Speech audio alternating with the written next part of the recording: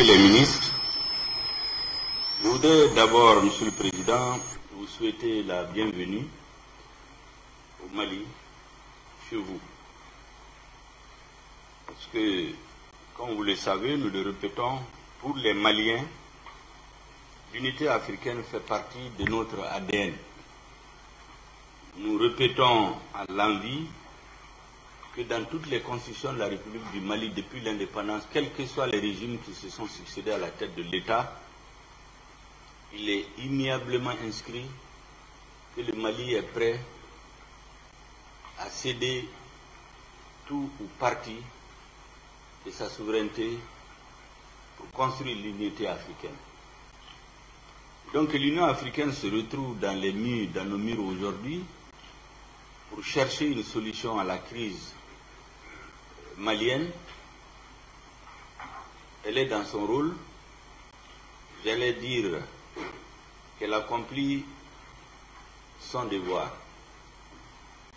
Les Maliens, toutes catégories sociales confondues, ont été très heureux quand ils ont appris l'arrivée de votre délégation. Et aujourd'hui, je dois vous dire que notre peuple compte sur l'Union africaine pour sortir de cette crise. Nous sommes convaincus qu'avec vous, avec nos frères de la CEDEAO, avec lesquels nous sommes dans une brouille passagère, comme dans une famille, nous trouverons la voie de l'entente pour que le Mali réoccupe la place qu'il n'aurait jamais dû quitter au sein de la communauté ouest-africaine, la communauté africaine, la communauté internationale, parce que les circonstances de l'histoire nous y ont imposé. Monsieur le Président, je sais que vous êtes venu pour écouter. Vous n'êtes pas venu, tel que je vous connais, comme un donneur de leçons ou un père fouettard. Vous êtes venu nous écouter. Vous êtes venu chercher à comprendre la spécificité de la transition malienne. Comme on dit, un problème bien posé et à moitié résolu. Une maladie bien diagnostiquée et à moitié soignée. Pour comprendre ce qui se passe au Mali et pour avoir une bonne appréciation, une juste appréciation des propositions de chronogramme faites par le gouvernement de transition, il est important de remonter à l'origine de la crise. Vous savez, les transitions suivant les pays n'ont pas les mêmes origines, donc n'ont pas les mêmes parcours pour résoudre et finaliser la transition pour retourner à un ordre constitutionnel normal. Il y a des pays où, à cause d'une certaine situation, un chef d'État disparaît. L'objectif de la transition, c'est d'organiser des élections. Parce qu'il n'y a pas d'autre problème posé que la disparition du chef de l'État. Vous avez des pays, à cause d'une certaine gestion, peut-être c'est l'armée qui intervient pour une raison ou une autre. Soit la constitution est violée, sous le couvert des régimes démocratiquement élus, les constitutions sont violées et une partie des forces armées de sécurité sont utilisées contre la population pour en tuer davantage, pour réduire le peuple au silence. Une partie de la population, l'armée sort, le régime change. Dans ce cas, c'est rétablir les libertés individuelles et collectives, rétablir l'ordre dans le pays et faire en sorte que ce qui a conduit à la chute du régime n'advienne plus. Il y a des pays où c'est un échec de la gestion des questions de sécurité qui amène peut-être l'armée à sortir des casernes. Au Mali, c'est un cas spécifique. Au Mali, c'est le peuple qui s'est soulevé pendant des mois en laissant sur le champ de bataille des morts et des blessés à vie. C'est à la suite de cela qu'une aile patriotique de l'armée, pour éviter le chaos dans le pays, a mis fin au désordre qui allait s'installer et à la situation de guerre civile qui menaçait, qui était imminente. Ce n'est pas des officiers qui sont sortis des casernes juste pour venir prendre le pouvoir. La plupart des officiers patriotes qui ont opéré le changement le 20 août, le 18 août 2020, sont des jeunes officiers qui ont fait la moitié de leur vie, de leur carrière sur le théâtre des opérations militaires, depuis 2002 pour certains. De 2002 à 2020, ça fait 18 ans. Tous les problèmes que l'armée malienne a vécu, tous les coups bas, toutes les trahisons, toutes les faiblesses, toutes les humiliations que l'armée a subies sur le terrain, ils l'ont vécu dans leur chair et leur âme. Et donc voir le peuple aller vers la guerre civile, en même temps qu'on se battait contre les terroristes, voir les Maliens entre eux se tuer dans les rues, il fallait arrêter ce chaos. Maintenant, qu'est-ce qui a mené l'insurrection? C'est important de le souligner parce que les mêmes causes produisant les mêmes effets. Si on ne s'attaque pas aux causes de l'insurrection, on aura donné juste un comprimé pour baisser la température sans soigner la maladie. Il se trouve qu'il y a des principes généraux inscrits au niveau de la communauté internationale que nous partageons. C'est-à-dire, pour gouverner, il faut avoir le mandat du peuple. J'ai l'habitude de dire aux uns et aux autres, j'ai donné l'exemple tout de suite, l'élection, à être élu, c'est comme, en termes de façon allégorique, c'est comme un chauffeur à qui on donne un permis pour conduire. Le peuple donne un permis à un homme pour conduire ses destinées. Mais si ce chauffeur qui est censé conduire passe le temps à faire des accidents, à faire des morts, à tomber dans les caniveaux, celui qui a donné le permis se pose la question, est-ce qu'il doit continuer à le garder? Et celui qui a ce permis, c'est le peuple.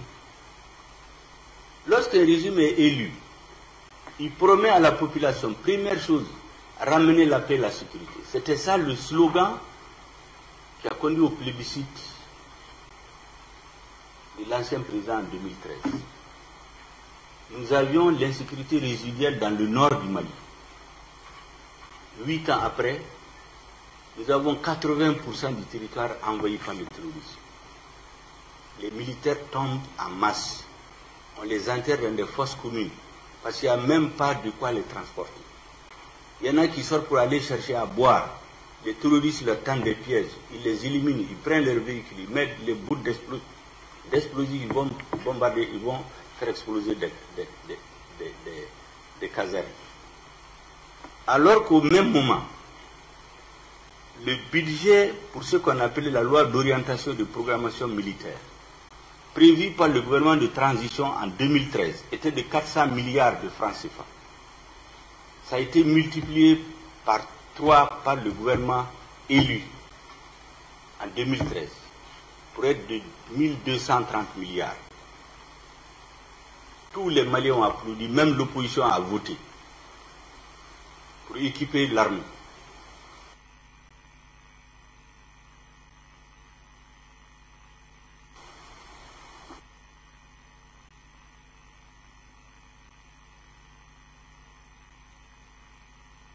C'est l'armée qui a préparé le projet,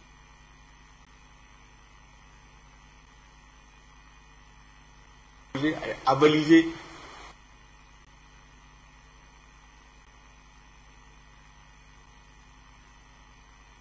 par le gouvernement. 8 ans après.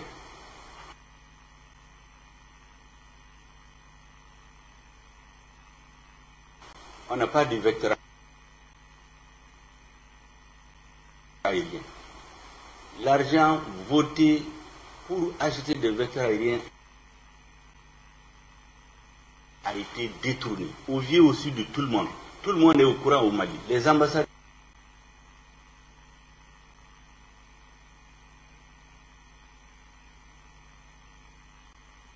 des pays sont là, même vos ambassadeurs sont là, tout le monde le sait.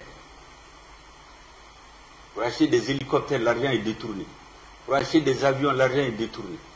pour acheter des camions citernes pour transporter le carburant, l'eau chez les militaires.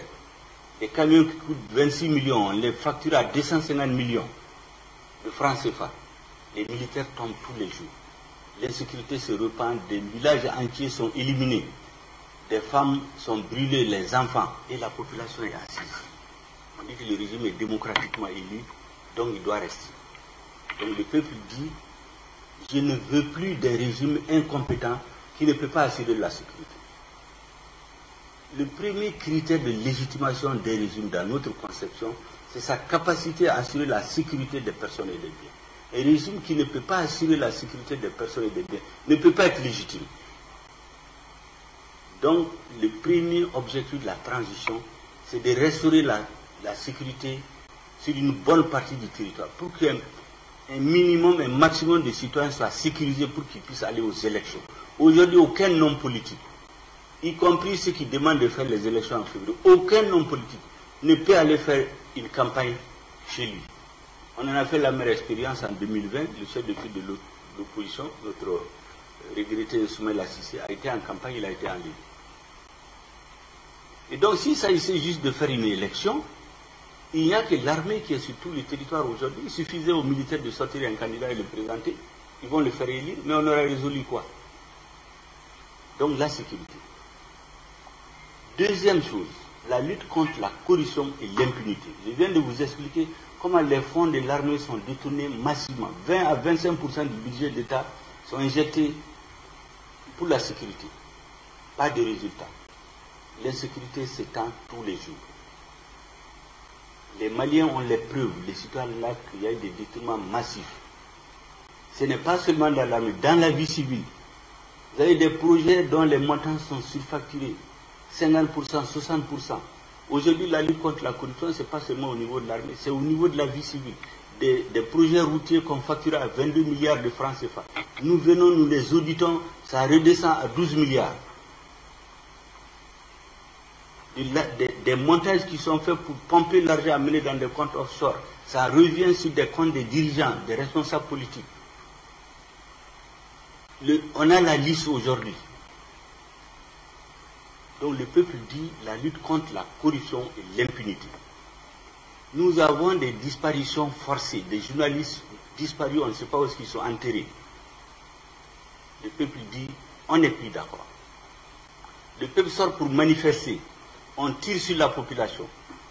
Pas dans la rue, devant des mosquées. Des populations vont se réfugier dans les mosquées. On va tirer sur elles pendant 3 jours.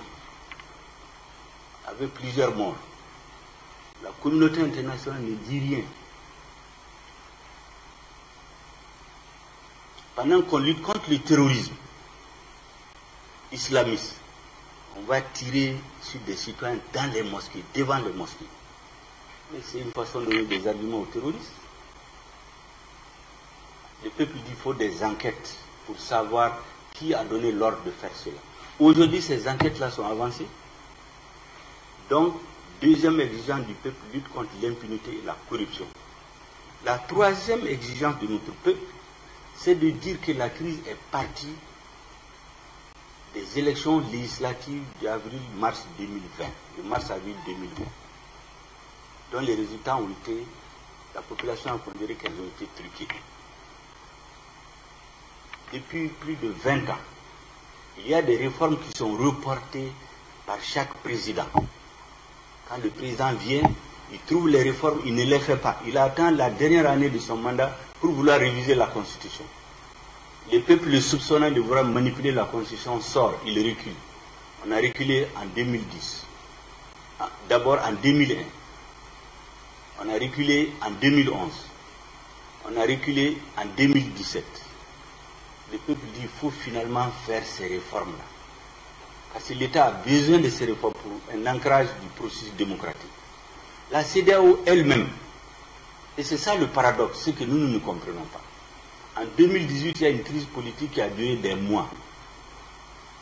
Les résultats contestés. La CEDEAO a envoyé une délégation de haut niveau, dirigée par le ministre des Affaires étrangères du Nigeria, qui a fait des jours et des jours, a parlé avec tout le monde et a déposé un rapport. Conclusion, il ne faut plus organiser des élections au Mali sans faire des réformes politiques et institutionnelles. exigé par l'ensemble des couches sociales et politiques. Ce rapport a été déposé en octobre 2018. Le gouvernement a refusé de faire les réformes. Le résultat, soulèvement populaire, chute du régime. Donc, le peuple dit qu'il faut des réformes politiques et institutionnelles, une fois que le régime change. Troisièmement, vous avez l'accord, quatrièmement, l'accord pour la paix et la réconciliation ici du processus d'Alger, dont certaines dispositions demandent une révision de la Constitution. Le gouvernement a voulu le faire. La population s'est soulevée. Il a abandonné.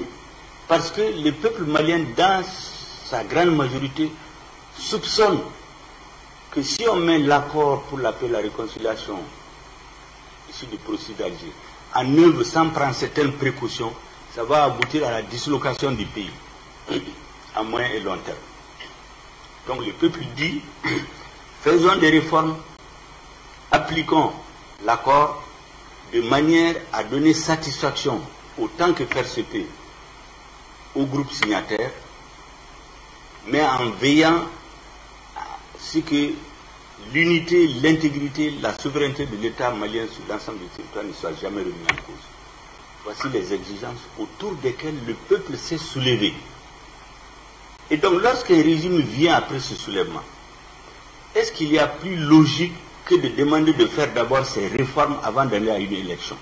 Parce que si on ne les fait pas, le nouveau président qui va être installé, ça fait près de 20 ans que 30 ans nous sommes dans des élections. Tous les maux qui ont conduit à la chute du régime ont été dénoncés au moins 20 à 25 ans. Tous les régimes dits démocratiquement élus ne les ont pas résolus. Donc la population est convaincue qu'il faut que le gouvernement de transition règle ce qu'ils sont pour rendre irréversible le processus de refondation de l'État. Pourquoi nous parlons de refondation? Il faut reconstruire complètement l'État malien, ses institutions, les modes de gouvernance. Parce que le problème principal, c'est la malgouvernance. Le pays n'est pas dirigé suivant les lois, suivant la réglementation internationale.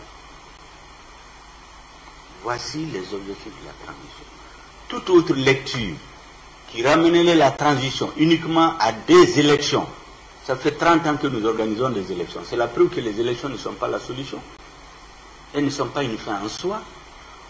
Les élections, c'est pour donner mandat à un groupe, pour gouverner le pays dans l'intérêt de l'écrasante majorité de la population. Donc, toute lecture qui conduirait à ramener la transition uniquement aux élections va nous conduire à d'autres coups d'État.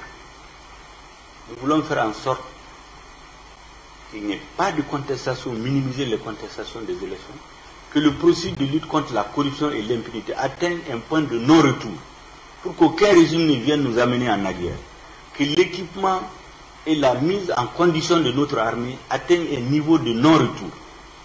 Nous sommes l'une des rares armées du monde qui s'est trouvée dans une tourmente à laquelle ils ne s'attendaient pas. Les pays préparent la guerre. Nous avons 2011, c'est une armée complètement désorganisée, déséquipée, où les soldats souvent patrouillaient dans des plastiques, des chaussettes en plastique, où les soldats n'avaient pas les moyens de se battre. Cette armée est venue tomber, le ciel est venu lui tomber dessus, avec la crise libyenne venue d'ailleurs. Donc notre armée s'est retrouvée dans une situation à laquelle elle ne s'attendait pas. Elle est obligée de recruter, de former, de s'équiper, de se battre en même temps.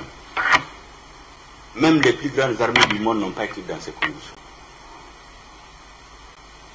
Et donc lorsque cette armée dit aujourd'hui, je suis en train, à force de réorganisation, de détermination et de volonté politique du chef de la transition, de m'équiper, de reprendre l'initiative, de terroriser les groupes terroristes, d'amener la peur dans leur camp en détruisant des bases terroristes, en arrêtant des terroristes.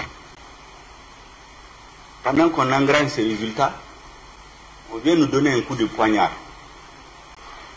en nous appliquant des dispositions illégales et illégitimes. Nous le disons, ce n'est pas de la propagande. Aucune disposition ni de la CEDEAO ni de l'UEMOA n'a prévu la fermeture des frontières. C'est illégal. C'était un abus de pouvoir. Aucune disposition de l'UEMOA. Et même il y a la disposition de l'article 4 du traité qui interdit ce qui est en train d'être fait à notre pays. Vous avez la Convention des Nations Unies sur les pays sans littoral qui interdit un embargo contre un pays sans littoral. Toutes ces règles sont violées parce que notre peuple est à terre aujourd'hui. On veut nous humilier. On veut déstabiliser les institutions de la transition. C'est ce choc-là qui a motivé la grande manifestation patriotique du 14 janvier, qui ne s'est jamais passée dans l'histoire du Mali. Les estimations, je les ai eues ce matin des services de sécurité. Plus de 7 millions, près de 4 millions de Maliens ont manifesté le même jour sur l'ensemble du territoire. Aucun président élu n'a jamais mobilisé plus de 1 700 000, 2 millions. Jamais. Depuis 30 ans qu'on organise les élections. Donc c'est ce sentiment d'injustice. Pour certains Maliens, ils ont été trahis au moment même où ils avaient besoin de l'aide de leurs frères. On vient les achever. C'est ce qui explique ce sentiment des Maliens. Sinon, nous n'allons jamais, aucun dirigeant malien ne va oser nourrir l'intention de quitter les institutions sous-régionales et africaines. Parce que la vocation de l'État malien, c'est d'être un État pour unir les Africains, non les diviser. C'était important, Monsieur le Président, que je puisse vous expliquer cela et vous dire que notre pays est aujourd'hui dans de très bonnes dispositions. L'Union africaine et son arrivée ici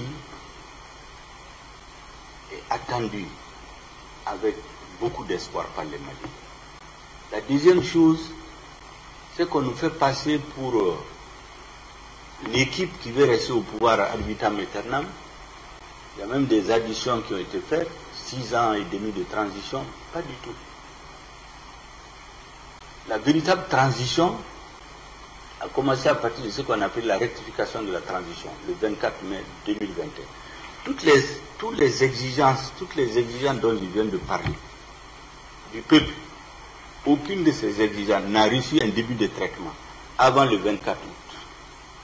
À part, il est vrai, dans le domaine de la sécurité. L'actuel président de la transition était vice-président de la transition chargé des questions de défense et de sécurité. Donc des initiatives avaient déjà été prises. En dehors de ça, toutes les autres réformes ont été enclenchées pendant les 7 derniers mois. Aujourd'hui, les dossiers sont dans les mains de la justice. L'impunité, la corruption, beaucoup de dossiers. Et la plupart de ces dossiers, c'est les dossiers qu'on a trouvés. On entend souvent dans les résolutions de la CEDEAO dire qu'on met des hommes politiques en prison. C'est des dossiers qui étaient là depuis des années. On a empêché la justice de travailler. Aucun nouveau dossier n'a été monté par la transition contre quelqu'un. C'est des dossiers qui étaient dans les tiroirs qui ont été remis à la justice, qui aujourd'hui a son indépendance pour travailler. Mais on entend dire qu'il y a des hommes politiques en prison. La question de défense et de sécurité. Le Mali n'a aucune intention, je le dis de façon solennelle, aucune intention de s'isoler vis-à-vis de ses frères africains de la communauté internationale.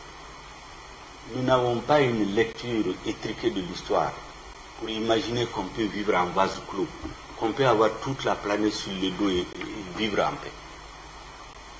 Tout ce que nous demandons, c'est de nous respecter. De respecter la souveraineté de notre pays, de respecter les intérêts supérieurs de notre peuple. On ne peut pas dire à un peuple qu'on est venu l'aider. Je rappelle bien, au début de l'intervention étrangère, 3 critères ont été avancés. Premier, détruire le terrorisme. Le terrorisme qui était dans l'extrême nord du Mali s'est répandu sur 80% du territoire. Échec. Deuxième chose, restaurer l'intégrité et l'autorité de l'État malien sur l'ensemble du territoire. Ce n'est pas réalisé à la date d'aujourd'hui. Échec. Troisièmement, appliquer les résolutions des Nations Unies. Ces résolutions changent chaque année. Au point que cette année, nous nous sommes opposés. Parce que la résolution a été écrite sans concertation avec le gouvernement malien. C'est dans la salle du Conseil de sécurité que notre ambassadeur a découvert la résolution. Est-ce qu'on peut respecter un État comme ça? Nous avons dit non, parce qu'on ne sait pas ce qu'ils viennent faire, qui sont-ils, quel contingent, ils vont aller où? Lorsque nos frères tchadiens, que nous saluons au passage, dont nous saluons la mémoire des fils qui sont tombés pour la liberté du Mali, lorsqu'ils nous ont dit qu'avec l'abandon de certains partenaires, les emprises laissées pour sécuriser davantage leurs militaires, ils ont besoin d'un contingent plus important. On n'a pas eu besoin de plus de quelques heures de discussion pour que ça soit autorisé. Parce qu'on sait, pourquoi ils viennent, qu'est-ce qu'ils viennent faire? Mais on ne peut pas envoyer des militaires au Mali sans l'avis du gouvernement malien. On ne peut pas envoyer des avions survoler notre territoire sans autorisation du Mali, pendant qu'on nous interdit de survoler certaines parties de notre territoire, au motif qu'il y ait des entraînements nocturnes de forces étrangères dans les zones. C'est pourquoi je voudrais préciser ici, je saisis l'occasion pour préciser l'incident qui est arrivé récemment avec l'avion allemand. Mais c'est un simple incident qu'on a voulu transformer. Simplement, c'est un avion qui est venu sans que les conditions ne soient réunies. Le temps qu'on fasse les vérifications techniques, l'avion était sorti du territoire. On a voulu transformer ça en un conflit avec la communauté internationale. Pas du tout. Le contingent danois, on nous apprend qu'il est venu, on ne sait pas. Pourquoi le gouvernement malien n'est pas informé? Nous disons que ça suffit. On ne peut plus envoyer des forces étrangères sur notre territoire sans nous informer, sans qu'on nous s'entende là-dessus. On n'a aucune opposition. Il suffit qu'on nous explique, qu'on s'entende sur les conditions. Surtout au moment où on nous dit qu'il y a une soi-disant force d'attente qu'on positionne contre notre pays. Ou des avions qui pénètrent notre territoire sans autorisation. Quand ils se rendent compte qu'on les a vus, ils éteignent les transpondeurs. Quand ils savent qu'on les suit, ils éteignent la radio. Ils viennent atterrir sur une partie du territoire, on ne sait pas ce qu'ils ont déposé, ils repartent. On dit de ne plus le faire. Il faut qu'on respecte la souveraineté de l'État malien. C'est tout ce que nous demandons. La deuxième chose, notre peuple regarde, on ne peut pas accepter qu'on continue à tuer des Maliens par centaines. Les forces internationales sont souvent stationnées à moins de 10 km. Et bien que leur rôle, ce n'est pas de faire la guerre, c'est de maintenir la paix. Mais il n'y a pas de paix. Dans ces conditions, nous achetons des équipements militaires. On nous interdit d'en acheter comme on veut. On paye certains sur certains pays. On nous bloque. Qu'est-ce qu'on fait?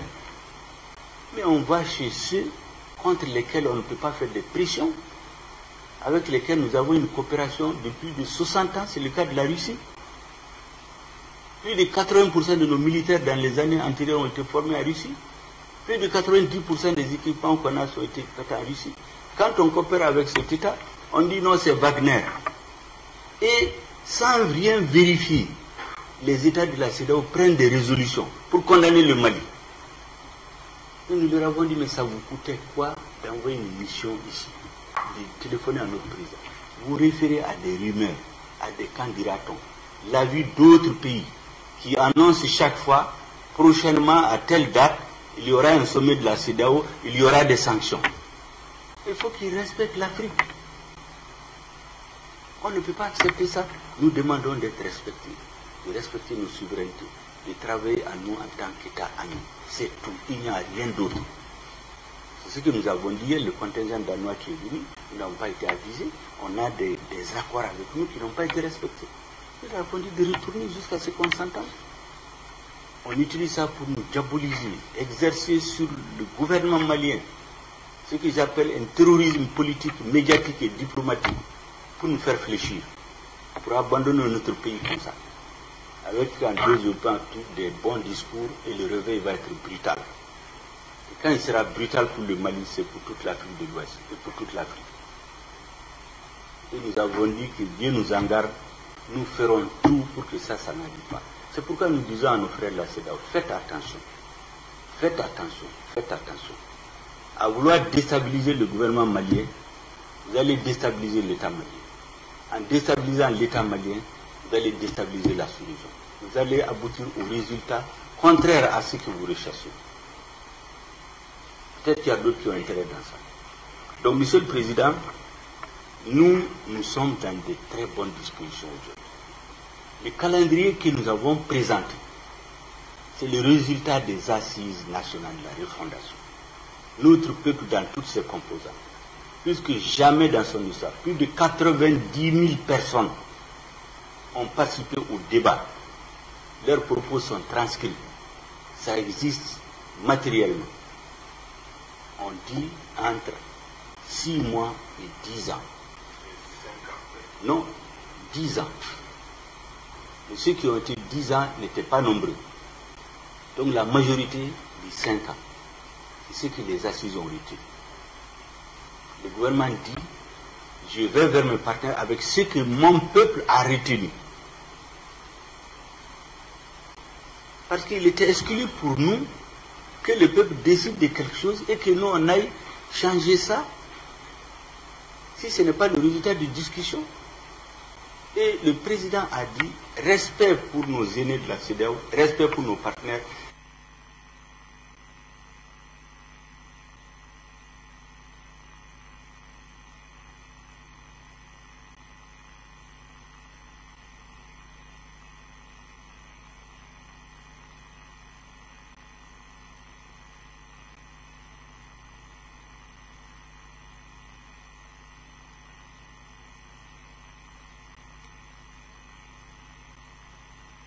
De discussion. Et le président a dit, respect pour nos aînés de la CEDEAO, respect pour nos partenaires.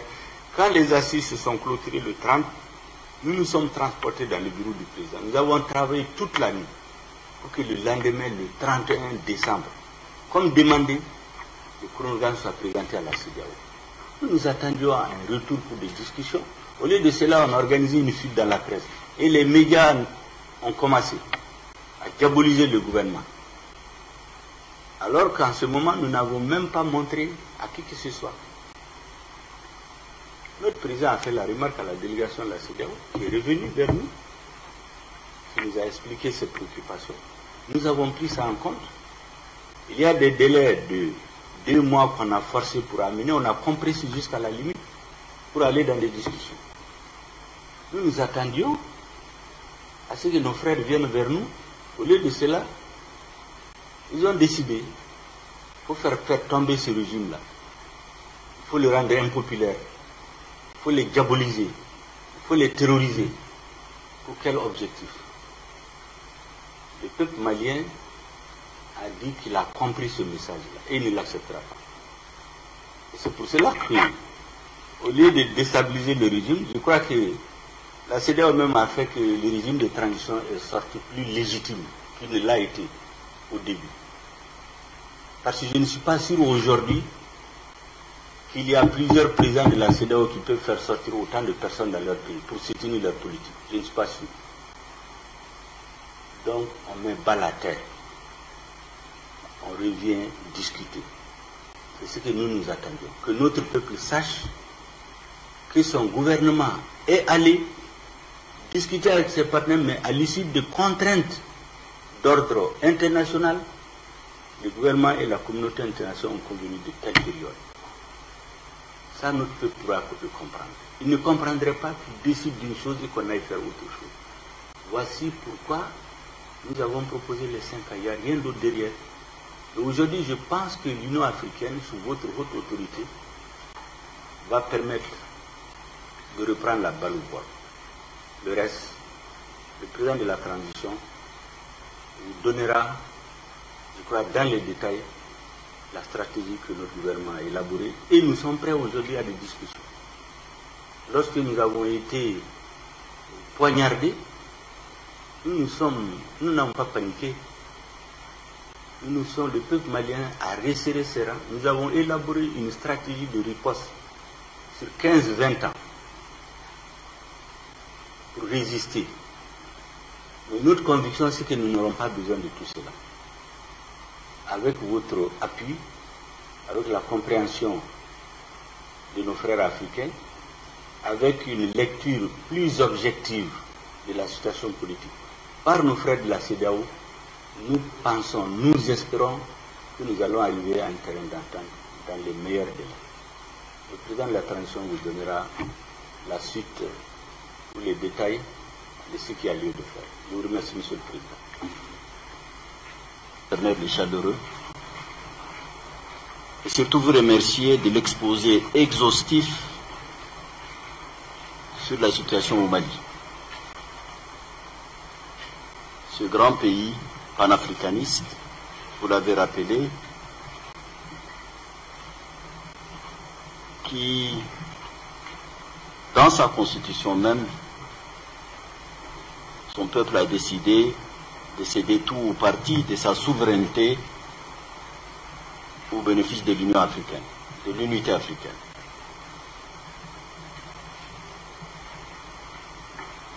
Les nations, les peuples traversent souvent dans l'histoire des épreuves. Depuis bientôt 10 ans, le Mali connaît une crise sécuritaire, fait face à la menace terroriste. Nous le savons. Le Mali, depuis quelque temps, a connu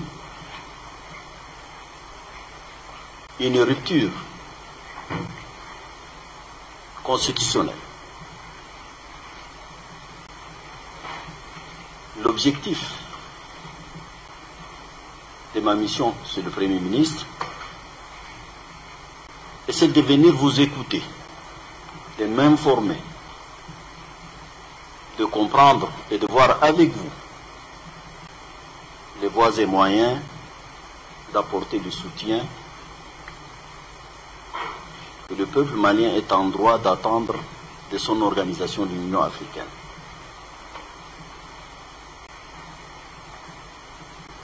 La CEDEAO, dont vous êtes membre fondateur, est l'une des communautés économiques régionales les plus importantes de l'Union africaine. Nous travaillons, vous le savez parfaitement, selon les principes de la subsidiarité et de la complémentarité. Le Mali, membre fondateur de l'Union africaine, je me répète, connaît les dispositions qui gouvernent un changement non constitutionnel. Ça aussi, c'est quelque chose que vous connaissez, quelles qu'en soient les raisons, sur lesquelles je ne porterai pas de jugement de valeur. Et c'est dans cette logique que la CEDEAO était fondée à pouvoir prendre position et que l'Union africaine également. Mais le tout, Monsieur le Premier ministre, Mesdames, Messieurs, c'est de soutenir et d'accompagner le Mali comme il l'a lui-même décidé et demandé à revenir à un ordre constitutionnel. Je comprends parfaitement les défis multiformes auxquels a fait face et fait face le Mali, qui n'est pas le seul dans le continent africain à faire face à des problèmes de sécurité, des problèmes de corruption, des problèmes politiques et institutionnels. Mais peut-être que les problèmes ici, nul ne sait mieux que vous là où le bas blesse. Vous l'avez dit, nous ne sommes pas venus ici pour donner des leçons, moins encore des injonctions. Nous sommes venus comprendre. J'étais hier à Accra pour rencontrer le président du Ghana, qui est le président en exercice de la CEDEAO. L'Union africaine a pris part pratiquement à tous les sommets de la CEDEAO sur la question malienne. J'ai constaté dans nos échanges une volonté également, comme la vôtre, de bonnes dispositions pour discuter, pour trouver une issue à ce problème. Monsieur le Premier ministre, je suis venu réitérer la disponibilité de l'Union africaine à accompagner le Mali. De concert avec la CEDEAO et d'abord avec vous, avec le peuple malien.